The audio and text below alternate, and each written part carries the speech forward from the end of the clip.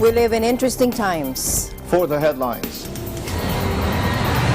Back in An emotional British Prime we Minister gave Theresa British May people announces choice. she will step down on Against June all 7. predictions, the British people voted to leave. U.S. President Donald Trump and House Speaker Nancy Pelosi traded insults on Thursday, each questioning the other's mental stability. China ramped up a war of words with the United States over Huawei, accusing Washington of spreading lies about the telecom giant thrust to the center of their trade war. North Korea said on Friday its deadlocked nuclear talks with Washington will never be resumed unless the U.S. adopts a new approach.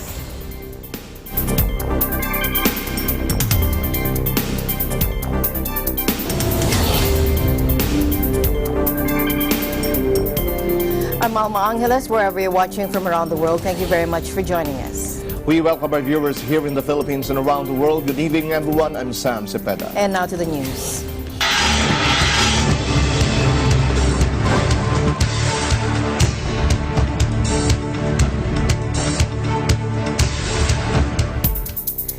British Prime Minister Theresa May announced in an emotional address that she will step down as Conservative leader on June 7 after failing to persuade MPs to support her Brexit deal. Take a look. Back in 2016, we gave the British people a choice. Against all predictions, the British people voted to leave the European Union. I feel as certain today as I did 3 years ago that in a democracy, if you give people a choice, you have a duty to implement what they decide. I have done my best to do that. I negotiated the terms of our exit and a new relationship with our closest neighbours that protects jobs, our security and our union. I have done everything I can to convince MPs to back that deal. Sadly, I have not been able to do so. I tried 3 times. I believe it was right to persevere, even when the odds against success seemed high. But it is now clear to me that it is in the best interests of the country for a new Prime Minister to lead that effort. So I am today announcing that I will resign as leader of the Conservative and Unionist Party on Friday the 7th of June, so that a successor can be chosen. I have kept Her Majesty the Queen fully informed of my intentions, and I will continue to serve as her Prime Minister until the process has concluded. It is and will always remain a matter of deep regret to me that I have not been able to deliver Brexit.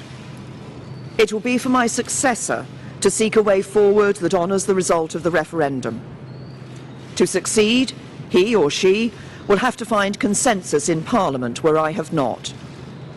Such a consensus can only be reached if those on all sides of the debate are willing to compromise.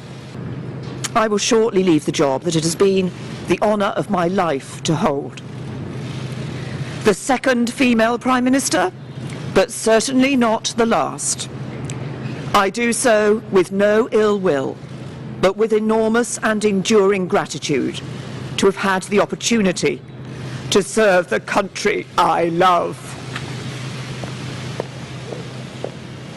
I will shortly leave the job that it has been. An emotional speech, she broke down in tears as she said serving as Prime Minister was the honor of my life. May was under pressure to quit after a backlash from her own MPs against her Brexit plan. The Parliament has rejected May's withdrawal agreement 3 times. A last-ditch 10-point plan revealed this week was immediately met with derision from friends and foes alike. Opposition leader Jeremy Corbyn called it a rehash of her old bad deal.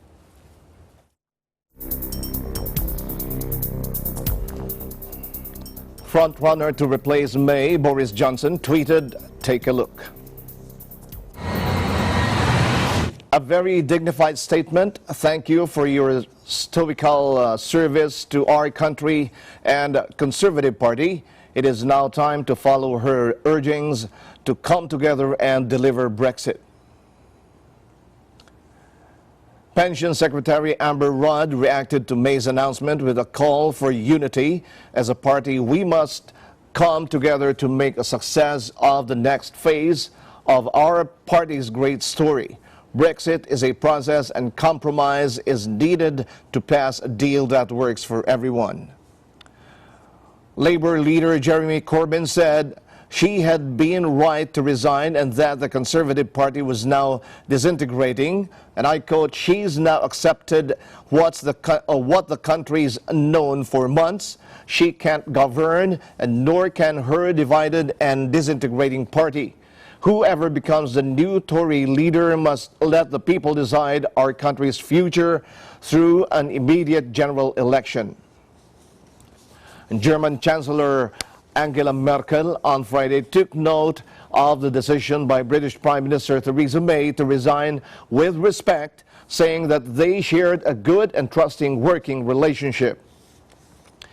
Pledging to keep working with May in the same spirit as long as she is in office, Merkel noted that Berlin wishes to maintain close cooperation and a close relationship with the British government. The German leader's spokeswoman Martina Fietz said.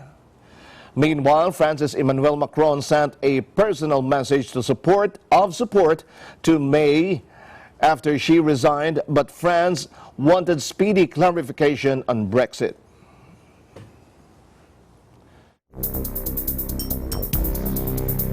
And after British Prime Minister Theresa May announced her resignation on Friday, here are the top contenders for her job. Take a look. A former mayor of London, Boris or Bojo, has confirmed he would, of course, contest any upcoming leadership contest, surprising very few in Westminster. A key figure in the 2016 Brexit campaign, he failed in a bid for the top job in its aftermath, as ally Michael Gove withdrew his support at the last minute.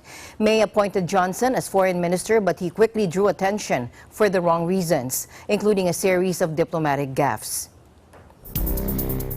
The foreign minister supported remaining in the European Union in the 2016 referendum, but has been highly critical of what he calls the arrogant approach since taken by Brussels. A former businessman who speaks fluent Japanese. He's a resilient politician, having headed up the National Health Service for 6 years during a funding crisis. This is Jeremy Hunt, and he replaced Boris Johnson as Britain's chief diplomat last year. And an ardent Eurosceptic with a black belt in karate, this 45-year-old has quickly climbed the ministerial ladder after only joining the government in 2015. Under Prime Minister David Cameron, he backed Brexit and was named Justice Minister in the new cabinet after the 2015 referendum. Dominic Saab later served as Brexit Secretary from July to November 2018, when he stepped down in protest as the Brexit deal struck with the EU. And Brexit campaigner Michael Gove initially supported Boris Johnson's leadership bid in 2016, but at the last minute announced his own intention to run, causing both men to lose out to May. After a year in the political wilderness, he was appointed Environment Minister in June 2017 and has stayed in the headlines with a series of eco-friendly policy announcements. And a former investment banker and the son of a Pakistani immigrant bus driver, 49-year-old Javed Saad, is the face of a modern, multicultural and meritocratic Britain. On the economically liberal wing of the Conservative Party, Javed voted for Britain to stay in the EU in 2016. And since being appointed Interior Minister in April 2018, he has earned respect for his handling of a scandal over the treatment of the children of Caribbean immigrants known as the Windrush generation. And former Leader of the House of Commons, Andrea Leadsom, who lost out to May in the 2016 contest to replace Cameron, stole a march on her rivals by quitting her cabinet position on Wednesday, hastening the Prime Minister's demise and staking out her pro-Brexit credentials. She got down to the final two in the 2016 race, but pulled out before the decision was handed over to the party members with whom she was popular, after coming under fire for saying that being a mother would give her an advantage as Prime Minister over childless May.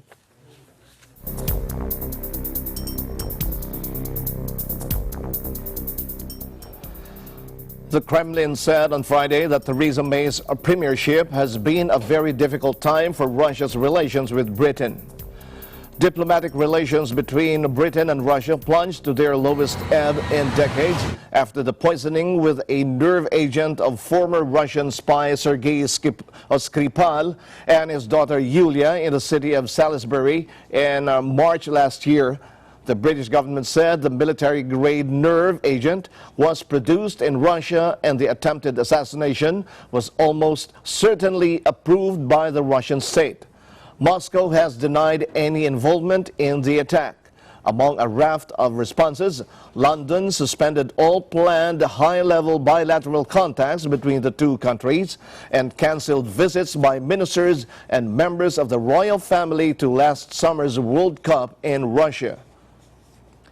About the Kremlin's attitude to May's role in Moscow-London relations, Peskov said, "Regrettably, I cannot recall offhand any landmarks that might somehow illustrate a contribution to the development of bilateral relations between Russia and Britain. It is rather the other way around. May's premiership was a very complicated period in our bilateral relations."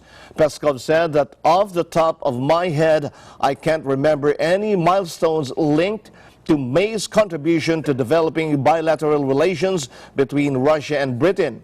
Russia is following the Brexit process with great attention, Peskov added, since the European Union is Russia's main trading and economic partner.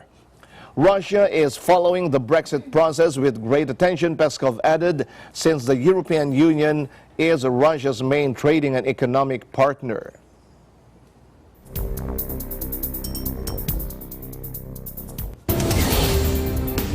Eagle News International will be right back. Stay tuned.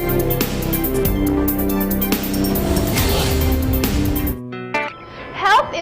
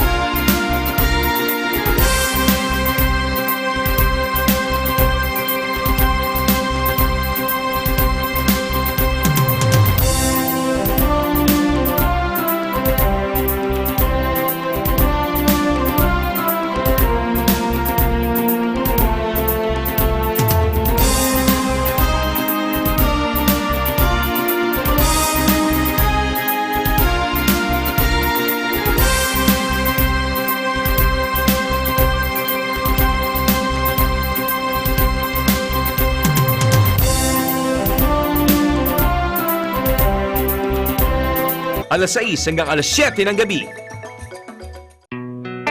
health is our most important.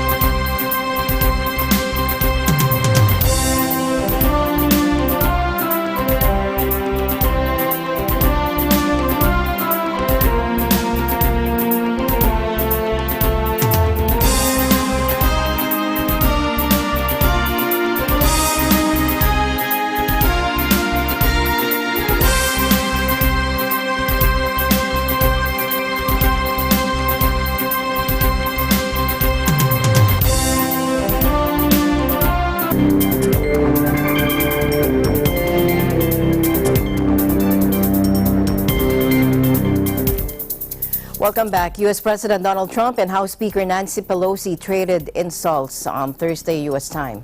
Thursday was the second straight day of a very public war of words between Trump and the Speaker of the House of Representatives, who earlier questioned the president's mental fitness for office and even expressed hope that those close to Trump would stage an intervention for the good of the country. Trump responded by branding Pelosi Crazy Nancy in what appeared to be the first time he has ascribed a pejorative nickname to the woman who is his congressional nemesis. The White House said Democrats are more interested in the investigations than solutions. Take a look. Yesterday, as you know, Democrats went to the White House prepared to offer the president the opportunity to launch an historic infrastructure initiative. We had met 3 weeks before. The idea that and it was a good, positive meeting about how we build the infrastructure of our country, roads, bridges, mass transit, broadband in rural areas and in underserved urban areas as well. For all of these things, we were optimistic. We also were hoping for housing and school construction as a further part of the conversation. But the question is, how is it paid for? And the president was going to, the plan was, as we agreed at the meeting 3 weeks ago, the president was to present his proposals at yesterday's meeting. Well, he started sending signals that he might not be ready or interested. The night before, he sent us a letter to Chuck Schumer and to me saying that he doesn't want to do infrastructure until we do the U.S., Mexico, Canada. If that's not the accurate character, some people call it position, but nonetheless, the next day you know what happened. I think what happened, he says it's because of cover-up, and I know that strikes a chord with him, and he's afraid of cover-up. I truly believe that the president has a bag of tricks, and the White House has a bag of tricks that they save for certain occasions. They don't necessarily apply to the occasion, but they're a distraction, which is his master of distraction. But the president, again, stormed out. I think, first pound the table, walk out the door. What? Next time, have the TV cameras in there while I have my say. They're being very nice to her because they really, she's a mess. Look, let's face it, she doesn't understand it. And they sort of feel she's disintegrating before the rush. She does not understand it. They want to have her understand it before it's finished. It's signed, as you know. Mexico's approved the deal. Canada's approved the deal. And they're waiting to get a signal for her.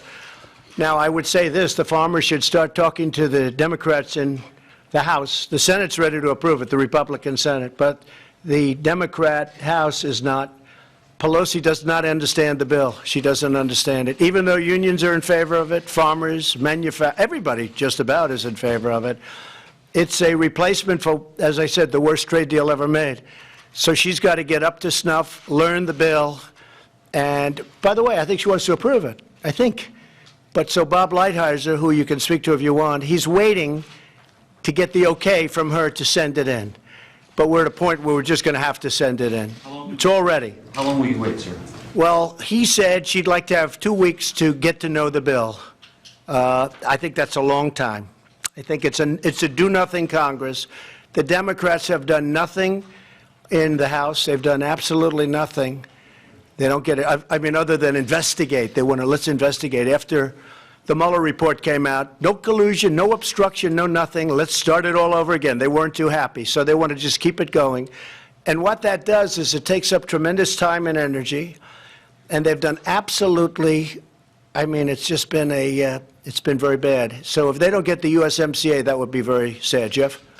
She said I walked into the room right next door yesterday and walked in and started screaming and yelling, just the opposite, just the opposite. Because I know that they will always say that, even if it didn't happen, because this happened once before. I walked out, I was so calm. You all saw me minutes later. I was at a news conference. I was extremely calm. I was probably even more so in that room. So I walked into the cabinet room. You had the group, Crying Chuck, Crazy Nancy. I tell you what, I've been watching her, and I have been watching her for a long period of time. She's not the same person. She's lost it. Respectfully said, sorry to inconvenience you, and I left the room. I then went directly to the press conference, right? The reason I asked them to say, because this happened to me once before with the same group, Crying Chuck. I don't want to say Crazy Nancy, because if I say that, you're going to say it's a copy of Crazy Bernie, and that's no good, because Bernie is definitely crazy. But I did it because we had this instance at least once before where I was very, very calm on another occasion, and they walked out to the sticks, and they said it was horrible. He was ranting, he was raving, he was pounding the table. The reason I didn't do that is because I didn't want them to say I would do that, but they said it anyway.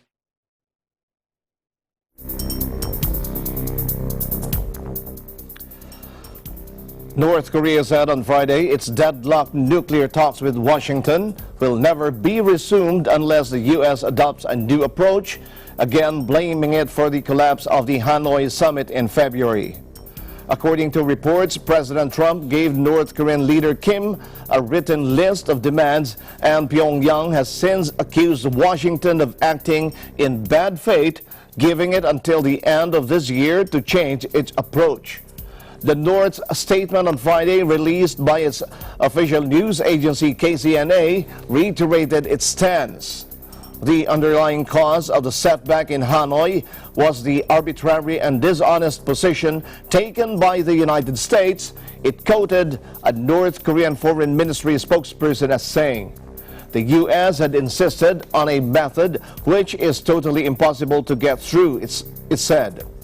Unless Washington comes forward with a new method of calculation, it said, the DPRK-U.S. dialogue will never be resumed, and by extension, the prospect for resolving the nuclear issue will be much gloomy. The report came about a week after Pyongyang had demanded the United Nations take urgent measures to help return a cargo ship seized by the U.S. for alleged sanctions violations, calling the move a heinous act. Pyongyang's foreign ministry also denounced it as an outright denial of the spirit of the Singapore summit Trump and Kim held last year. United States has committed unlawful and outrageous acts of dispossessing our cargo ship Voyager Honest by forcibly taking it to the American Samoa under the pretext of unilateral sanctions and violation of its domestic law. Unilateral sanctions and domestic law, which United States has employed as a legal ground of dispossessing our cargo ship, is clearly illegality and injustice. Earlier this month, the North also sought to raise the pressure by launching several short-range missiles, its first such test for more than a year. KCNA said, and I quote, "The further its mistrust and hostile acts towards the DPRK grew, the fiercer our reaction will be."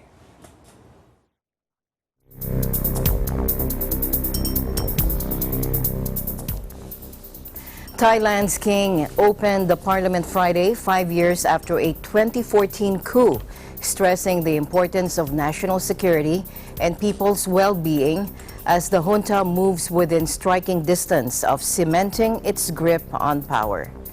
Results of the March 24 poll were released almost 2 months after the vote and showed no clear winner.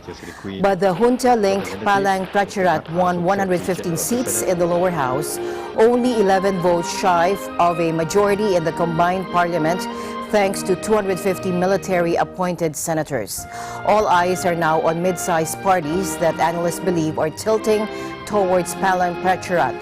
Wearing glasses and reading from prepared remarks, King Maha Vajiralongkorn told hundreds of assembled MPs standing in white uniform to act with responsibility because, quote, each member's action will directly affect national security and people's well-being. Take a look.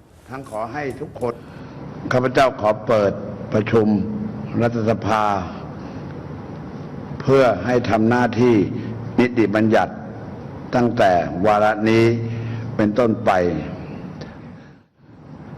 ขอให้สมาชิกแห่งสภาพึงนึกถึงความสำคัญ และความรับผิดชอบในการปฏิบัติหน้าที่อย่างจริงจัง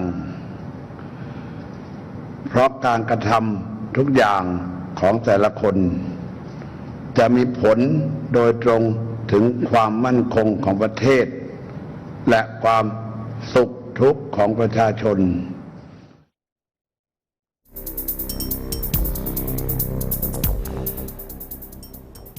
With the Democratic Republic of the Congo's worst ever Ebola outbreak now in its 10th month, the UN on Thursday announced measures to strengthen its response, with the organization's newly appointed emergency coordinator declaring there is no time to lose. Amidst a surge in new cases, the epidemic threatens to spread to other provinces in the east as well as neighboring countries. Up to the middle of this month, the total number of cases confirmed and probable, according to UN figures, stood at 1,847. There have been 1,223 deaths and 487 people have survived the deadly virus. In the Democratic Republic of the Congo, the United Nations is stepping up its response to the Ebola epidemic, which is now in its 10th month in the country and has claimed more than 1,200 lives. The Secretary General has set up a strengthened coordination and support mechanism at the epidemic's epicenter in Butemba, with the deputy head of the UN mission, David Gressley, having been appointed as the UN's emergency Ebola response coordinator. Mr. Gressley noted that the responders to Ebola are working in an environment of unprecedented complexity for a public health emergency, with insecurity and political protests having led to disruptions in the efforts to fight the disease. Mr. Gressley will oversee the coordination of international support for the Ebola response and work to ensure that an enabling environment, particularly in terms of security and political issues, is in place to allow the Ebola response to be even more effective. He will work closely with the World Health Organization, which will continue to lead all health operations and technical support activities with the government.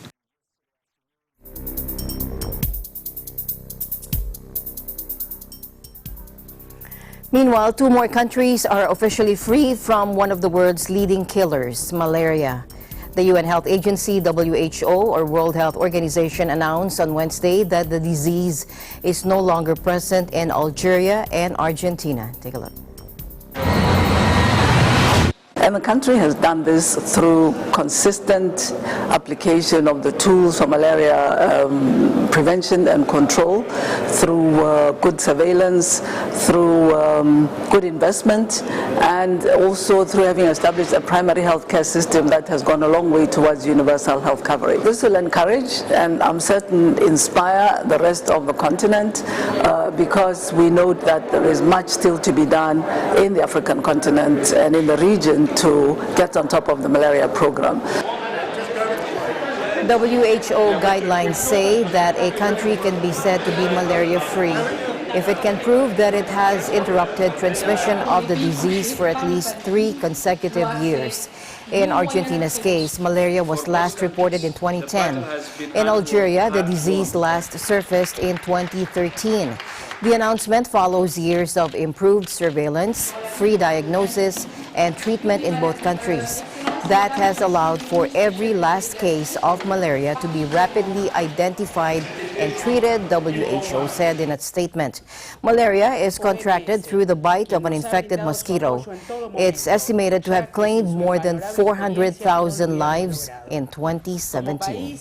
Hemos conseguido la certificación y lo celebramos. Sin embargo, Eagle News International will be right back. Stay tuned.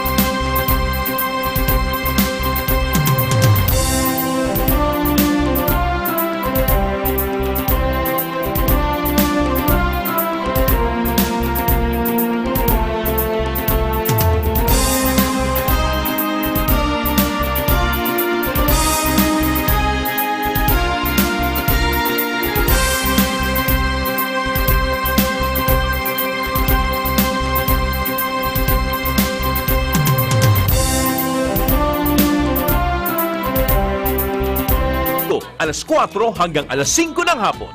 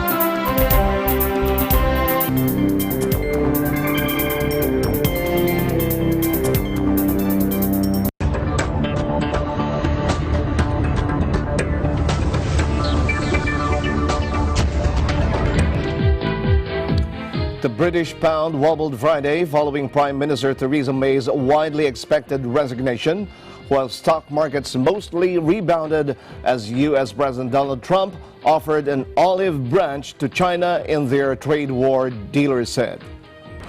Sterling briefly sank below $1.27 after May announced that she would step down on June 7 as Prime Minister, paving the way for a brutal contest to replace her. However, the pound did not reach the 4-month lows that were plumbed a day earlier and was still higher compared to late Thursday, as dealers argued the news had already been priced in. The pound will bounce around here and there, but it won't be going anywhere fast, Forex.com analyst Fawad Razaqzada said. A lot now depends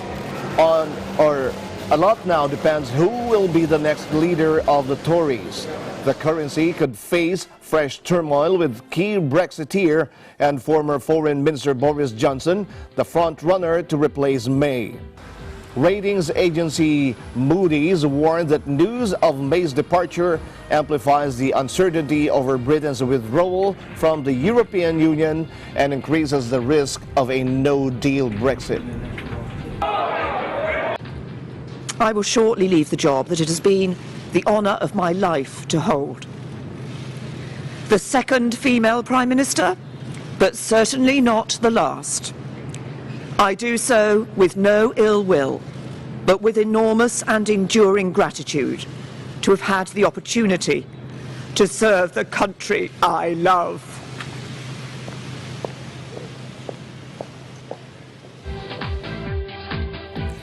President Trump, for the first time, linked a dispute over telecom giant Huawei, which he views as a threat to American security, with a deal to resolve the U.S.-China trade war. Take a look. Huawei is something that's very dangerous. You look at what they've done from a security standpoint, from a military standpoint, it's very dangerous. So it's possible that Huawei even would be included in some kind of a trade deal. If we made a deal, I could imagine Huawei being possibly included in some form of, or some part of a trade deal. The two sides have hardened their stance over Huawei, with the U.S. blacklisting the smartphone and telecommunications company over worries that China uses it as a tool for espionage, while Beijing has accused Washington of bullying the firm. Trump's comments directly contradicted statements from U.S. Secretary of State Mike Pompeo, who said just hours earlier that Huawei and the trade issue were not linked. In an interview on CNBC, Pompeo stressed that there are two separate elements: the national security component, and efforts to create a fair, reciprocal, balanced trade relationship between the two countries. To say that they don't work with the Chinese government is a false statement, Pompeo said. He added Huawei is deeply tied not only to China, but to the Chinese Communist Party. China had already drawn a link between the two issues, accusing the U.S. of bullying.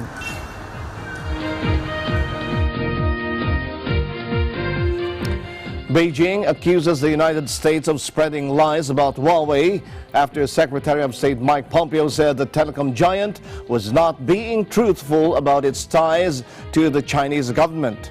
The Trump administration has infuriated Beijing by blacklisting the smartphone and telecommunications company over worries that China uses it as a tool for espionage and allegations of breaking Iran-related sanctions. Huawei has repeatedly denied that it works with a communist-led government. 一段时间以来，美国一些政客不断地制造关于华为的谣言，但是呢，始终拿不出各国要求他们提供的明确的证据。美国国内呢，也对美国政府挑起同中国的经贸战、科技战，那么这些在美国国内造成的市场动荡、产业合作受阻，也发出了越来越多的质疑。这些美国政客现在不断地编造各种主观推定的谎言，试图误导美国的民众。 现在就像你刚才所说的，现在又试图煽动意识形态的对立，但是这个呢，坦率地讲不合逻辑，应当改变动用国家力量对其他国家的企业进行打压，谋取不正当的利益，扰乱市场、破坏国际间合作的这样的错误的行径。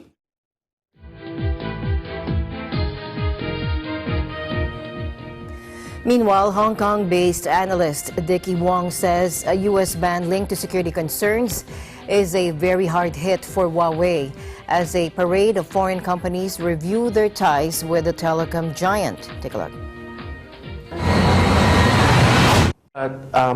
Definitely, this kind of move, from Trump's administration, will definitely give a very hard hit to like Huawei's export business, because more than almost half of their revenue growth are driven from countries outside China. Like Huawei, they have a very significant market share of the infrastructure and telecom industry, from the 4G, not brand new at this moment. So I do really think that this move is very tactical and also will give some kind of pressure to the Chinese government as well. Both Hong Kong and also Asia market pulled back significantly in the past 2 weeks amid concern, as we all know, the increasing tension between China and US. So actually, I do really think that it will not come to an end soon. At least we have to wait until June, late June, before the G20 meetings. The increasing tension of the trade war between two countries, two giants like China and US will not come to an end very soon. And to move from the US government or Donald Trump's administration to Huawei is not something new. So I really think that for the Chinese company or other telco or other technology company, they will have to think that how they can survive without the business or without the cooperation with other US companies.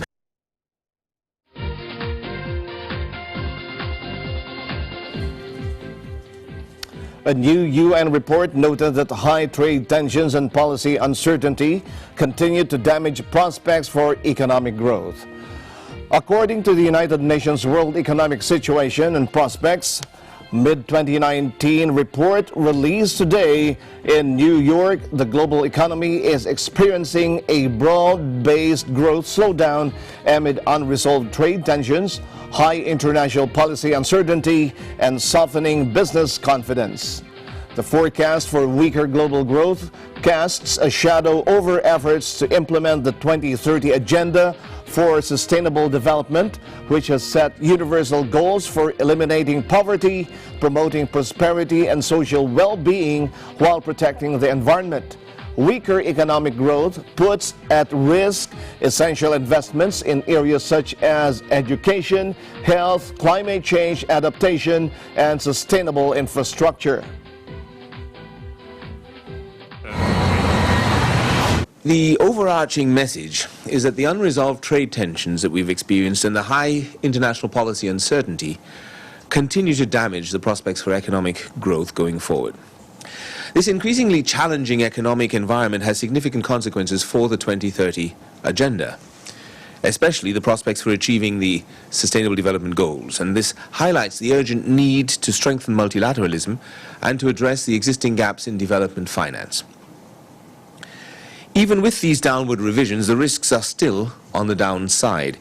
Escalating trade tensions, a sudden deterioration in financial conditions, or the accelerating effects of climate change all could trigger a sharper or more prolonged economic and growth slowdown, inflicting significant damage on development prospects. More comprehensive and well-targeted policy responses are needed to tackle the current growth slowdown. For example, improving fiscal management and strengthening productive investments are necessary to boost the world economy's prospects for inclusive and sustainable development.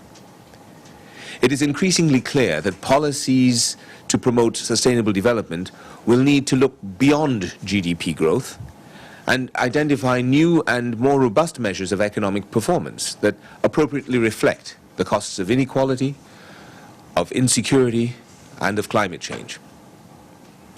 We cannot afford to rely on economic growth alone to deliver the SDGs. The report identifies several downside risks that could trigger a sharper or more prolonged growth slowdown. We'll be back with more news right after this break.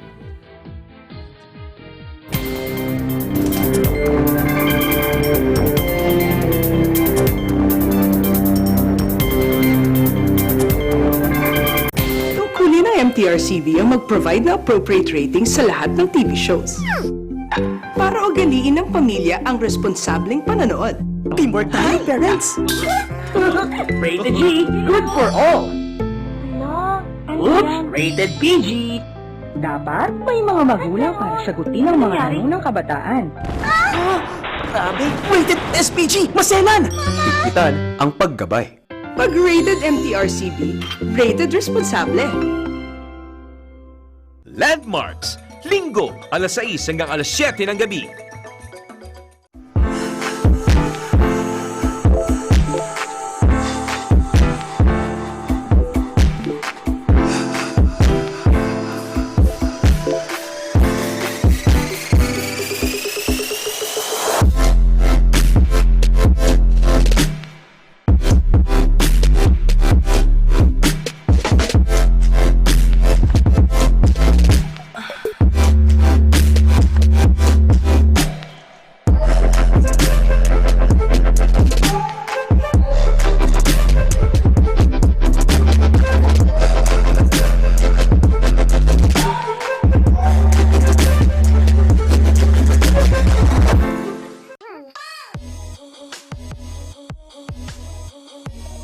I am here at Gastown, which is a National Historic Site in Vancouver, British Columbia.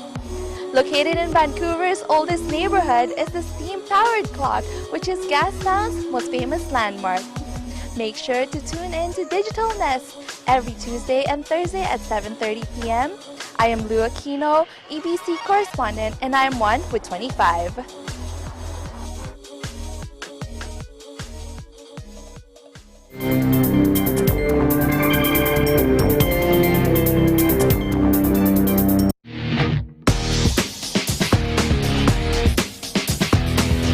In NBA, Kawhi Leonard scored 15 of his 35 points in the fourth quarter as Toronto beat Milwaukee 105-99, leaving the Raptors one win away from advancing to the finals for the first time in franchise history. The Raptors started Thursday's pivotal game slowly and trailed 49-46 at the half, then kept it tight with the top-seeded Bucks before seizing command late in the fourth quarter to take a 3-2 series lead. Leonard reached the 30-point mark for the 11th time in the playoffs, drained 5 3-pointers, grabbed 7 rebounds, and handed out 9 assists. Fred VanVleet came off the bench to score 21 points. Pascal Siakam finished with 14 points and 12 rebounds. And Kyle Lowry tallied 17 points for the Raptors, who became the first team to win on the road in the best-of-7 series. And VanVleet nailed 7 baskets from beyond the arc. Giannis Antetokounmpo delivered 24 points, Eric Bledsoe scored 20, and Malcolm Brogdon finished with 18 points and 11 rebounds for the Bucks, who at one point in the first quarter led by 14 points and were up by 12 in the third quarter before carrying a 3-point edge into the fourth. Earlier in the day, Antetokounmpo was named a unanimous first-team All-NBA player. It was the first time this season the Bucks have lost 3 straight games, and it puts them on the brink of elimination for the postseason. A win at home Saturday would set up a finals match with NBA defending champions Golden State Warriors. And in boxing, Philippine boxing legend Manny Pacquiao insists that his advancing years have not diminished his enthusiasm or energy for boxing, as he will fight Keith Thurman in Las Vegas on July 20 in a World Boxing Association welterweight title showdown. I choose Keith Thurman because I believe that we can bring a good fight to the fans. We can make more action in the ring. That's what I want, because I want to prove that at the age of 40 I can still fight toe-to-toe with my opponent. Manny's never fought a fighter like me who has the lateral movement, the speed, and the power. He's fought people, that have speed. He's fought people that have power, but not all in one. And he's never fought somebody this young, this strong, this hungry. And I'm coming for him. I think experience is very important for this fight. Experience is very usable for this fight, and especially fighting undefeated. So I want him to experience losing in his record. The Olympic official hastily put in charge of organizing Tokyo 2020 boxing competition admitted Thursday he was totally unprepared for his appointment, but vowed he would put athletes' interests first. The IOC tapped Morinari Watanabe from the Japanese Olympic Committee to run a special task force to organize the Tokyo 2020 boxing competition on Wednesday after stripping the World Amateur Governing Body, or AIBA, of the right following misconduct allegations. The 60-year-old, currently head of the International Gymnastics Federation, told reporters at a news conference in Tokyo that the call had come out of the blue. He said he had always tried to put the athletes first at the Gymnastics Federation, even revealing he had asked to clean the bathrooms on a recent trip because that's what the president should be doing.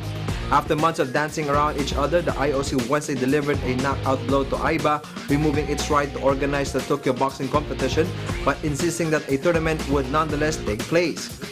The IOC had frozen preparation for the boxing at Tokyo 2020, pending a months-long investigation into alleged serious mismanagement at the crisis-riddled association.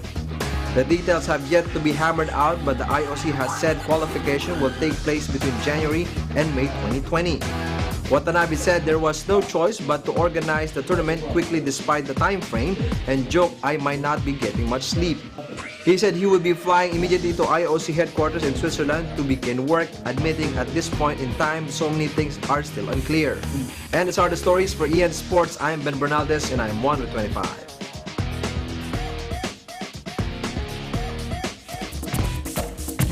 And finally in our news, children with special needs set a world record in Singapore by performing hundreds of indoor skydives in a massive wind tunnel. Take a look.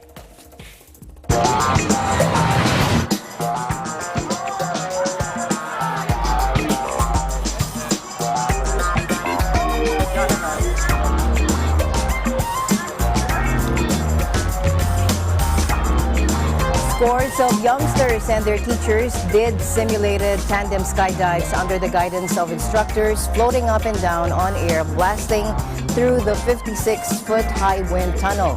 Organizers said the team managed to perform the feat 300 times to set a Guinness World Record for the most tandem indoor skydives.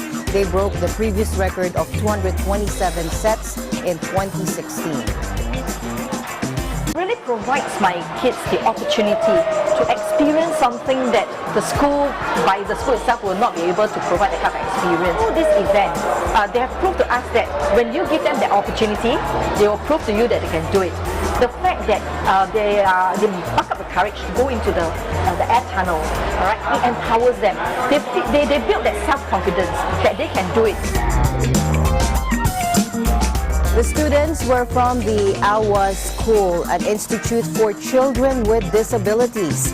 And the aim of the record attempt was to raise money for a second school run by the same group.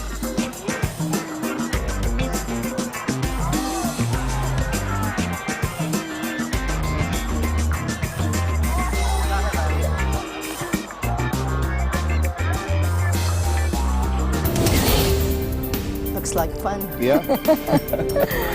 Don't forget to like us on Facebook, follow us on Twitter and Tumblr. Also check out our boards on Pinterest and pictures on Instagram. I'm Sam Zepeda. Thanks for joining us. And that's it for tonight's broadcast. I'm Alma Angeles and we're one with 25.